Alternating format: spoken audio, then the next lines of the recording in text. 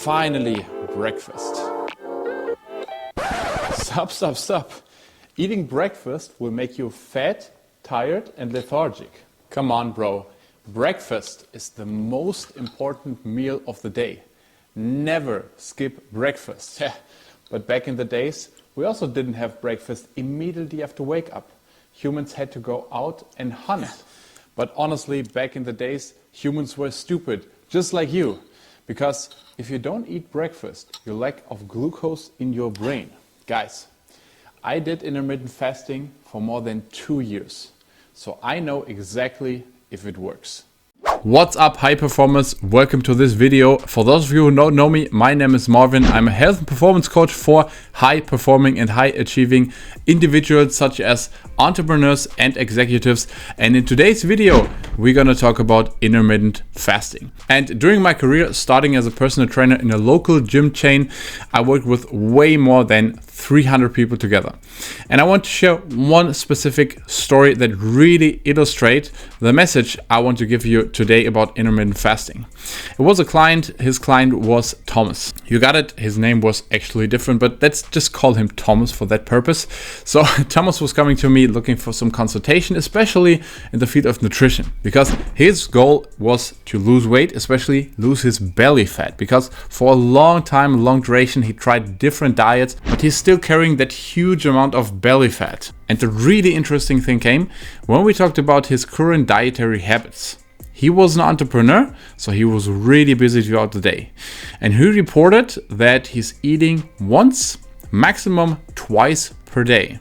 Most of the time, no snacks in between. So there was a few things that we did.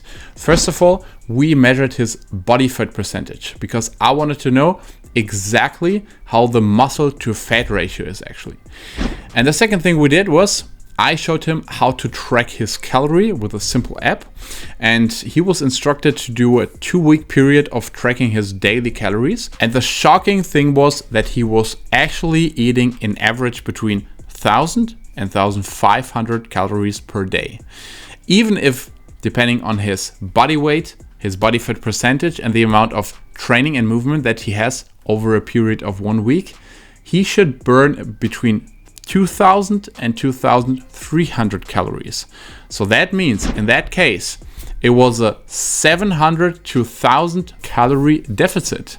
But we tracked his body fat percentage again, and still it doesn't improve. And Thomas' case was just to illustrate you, because he was one example of many clients that I had in the previous time. Because in fact, the majority of people that come to me, they skip breakfast and they do some kind of intermittent fasting. Some of them due to increase their productivity or to restrict their calories. And a lot of them also just do it because of lack of time, because they want to save time and therefore they skip breakfast in the morning and do some kind of intermittent fasting. But I can tell you, most of them are not satisfied with their energy level, with their body fat percentage and with their overall health. So there's something missing there. But why do so many people in the internet still report that they had so much success with intermittent fasting? And I have to admit, I did intermittent fasting for more than 2 years and it worked well for me. Or at least I thought that it would work for me. But let me explain that for you with science. So first of all, we are talking about the most popular form of fasting, the 16-8 fasting. So that means that you have on a daily basis a time frame of 16 hours per day where you don't ingest any calories. Yes, you can ingest some black coffee, water of course, but nothing that contains calories. And then you have a time frame of 8 hours where you're ingesting all the calories that you need. And most people do it like this, that they skip breakfast and they start eating at lunchtime and have their last meal maybe 7 or 8 in the evening. And then they fast until the next lunch or the next day. And the promises are huge.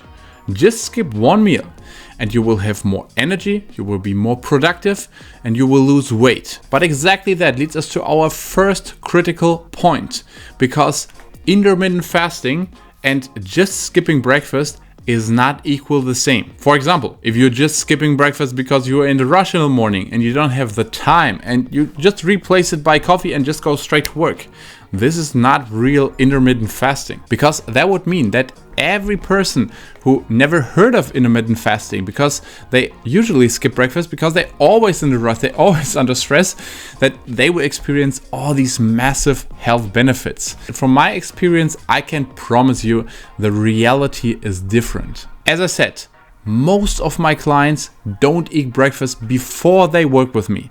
And in 95% of cases, we're gonna change that. So please stick with me till the end of this video, because at the end I will show you a simple way how you can leverage all of the health benefits of intermittent fasting without skipping breakfast every day and have all of these negative side effects.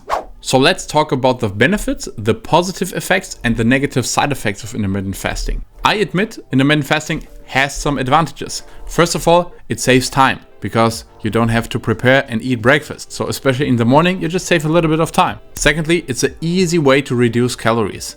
If that's the goal, if that makes sense. I can tell you from my experience, restricting calorie is most of the time not a good strategy. Thirdly, you're increasing insulin sensitivity. So especially when you have problems with your blood sugar or you may be pre-diabetic, intermittent fasting can make sense for you. And the fourth benefit, and this is really popular, especially when we talk about longevity, this is the effect of autophagy.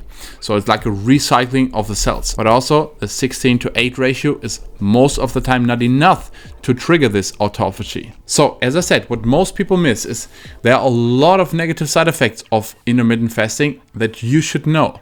The first thing is you eat less nutrients. A lot of people think that it's all about the calories. You remember the example of my client Thomas? He was eating less than his basic metabolic rate, but still didn't lose weight. So it's not that simple.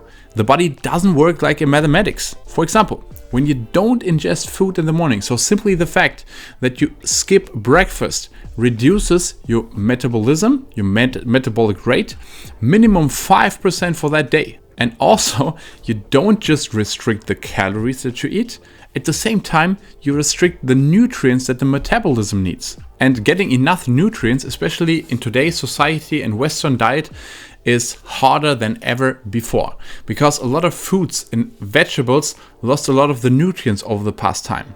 Let me give you some examples, some data for that. So during the last 25 years, we have broccoli.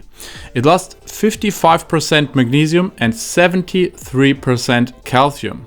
Beans contain 77% less vitamin B6. Spinach, minus 65% vitamin C. A banana, 79% less folic acid and 95% less vitamin B6.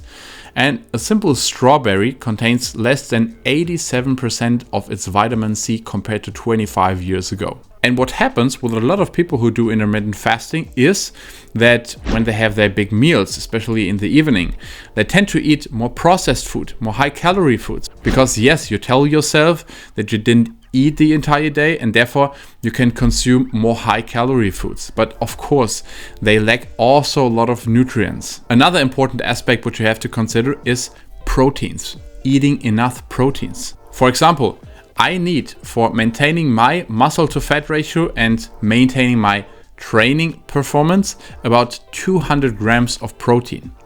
I recommend for the majority of people who do strength training, who want to keep an optimal body to fat ratio, body fat percentage, to consume about 1 gram per pound of body weight. When we separate that in 2 big meals, that would mean for every meal I need 100 grams of protein. And this would be about 350 to 400 grams of steak per meal.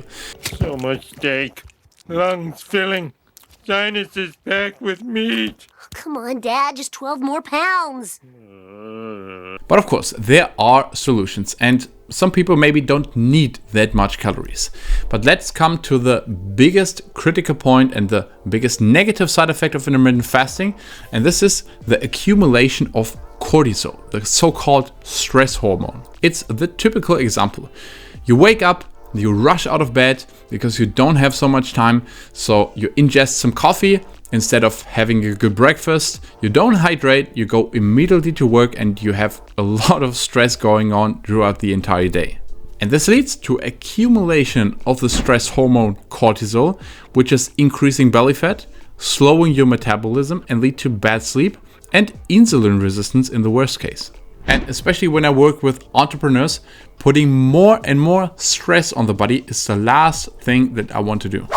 But let's answer the question, why do so many people have success with intermittent fasting? Why it's so popular? So I can give you a really simple answer. 1 is bigger than 0. So coming from a standard Western average diet, making improvements is really not difficult. So instead of having cereals or bread with jam for breakfast and maybe a big glass of orange juice, so a lot of sugars, eating no breakfast is definitely the better option. And of course, when you start a new diet, you have this honeymoon effect. That means you're exciting at the beginning, you're motivated, and of course you restrict your calories, so you will maybe lose some pounds at the beginning. But I'm honest, it's not my standard to be average or slightly above average.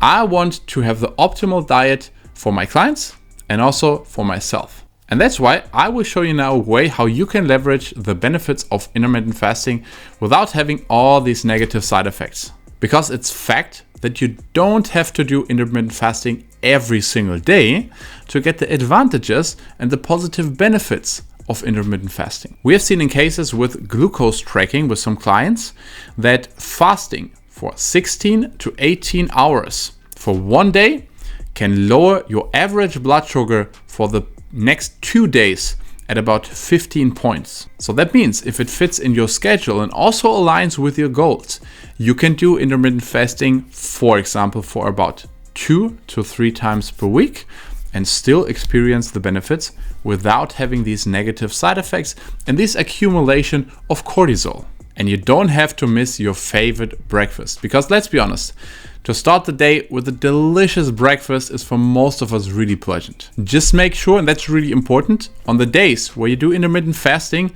don't ingest caffeine immediately after wake up. You just have to first hydrate yourself.